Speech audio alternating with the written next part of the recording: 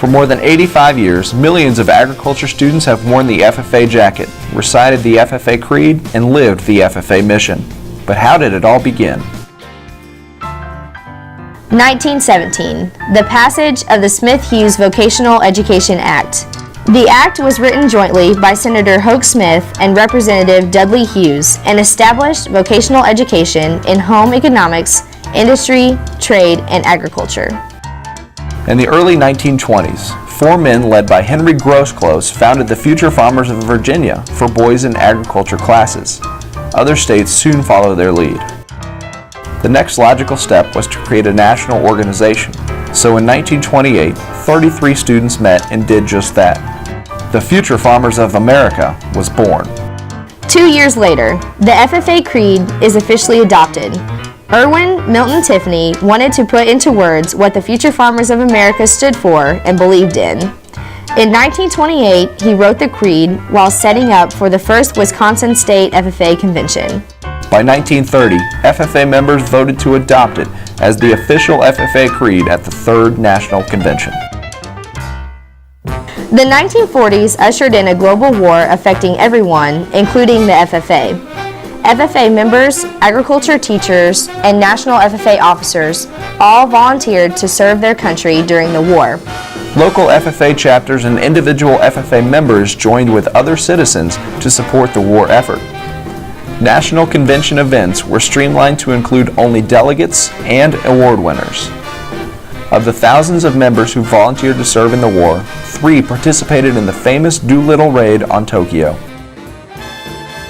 In supporting members' potential for premier leadership, National FFA hosted their first National Leadership Conference, which over the years has evolved into the Washington Leadership Conference with more than 7,000 participants annually. Years go by and membership grows, so much so that in 1950, the FFA was granted a federal charter. A U.S. Department of Education staff member is now required to be the National FFA advisor. In 1965, membership takes a leap when the New Farmers of America merges with the Future Farmers of America. The New Farmers of America really provide an opportunity for African American young men to have the opportunity to get involved in leadership development within the field of agriculture that was not available to them because of separate organization of the Future Farmers of America, which was only geared towards Caucasian students. In 1974, Fred McClure from the Texas FFA Association is the first African American elected to National FFA office. And less than 20 years later, Corey Flournoy from the Illinois FFA Association is elected National FFA President, becoming the organization's first African American to do so. In 1994, when I ran for national office, my dream was to become a national president, but I didn't think it would happen. So to hear my name called last of the 6 officers to be elected was life-changing. 1969, the National FFA Convention votes to allow women to be members. Just a few years later, Julie Smiley from the Washington FFA Association is the first female elected to a national office.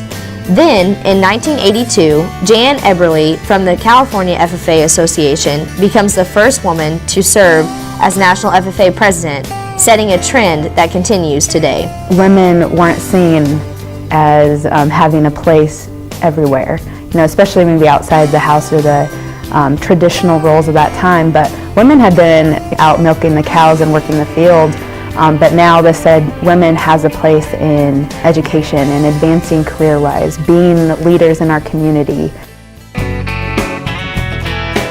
The late 90s marked a period of location changes for the National FFA Organization.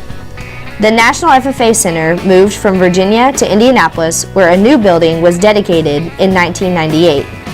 After 70 years in the same city, the National FFA Convention moved from Missouri to Kentucky, where it remained for 7 years.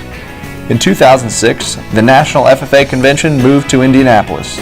In 2013, the host city will rotate between Indy and Louisville for several years. Today, the National FFA Organization is a diverse youth leadership organization with more than 500,000 members and more than 7,000 chapters. The FFA is doing a lot to support diversity and inclusion. We find ourselves in the smallest rural towns of America to some of our largest cities. And no matter if you speak sign language or Spanish, the National FFA Organization welcomes you. In 2003, Xavier Moreno is elected, becoming the first person with a native language other than English, and also the first Puerto Rican elected as National FFA President. Diversity continues to grow in the National FFA Organization, with females making up nearly half of membership totals and adding to their numbers every day.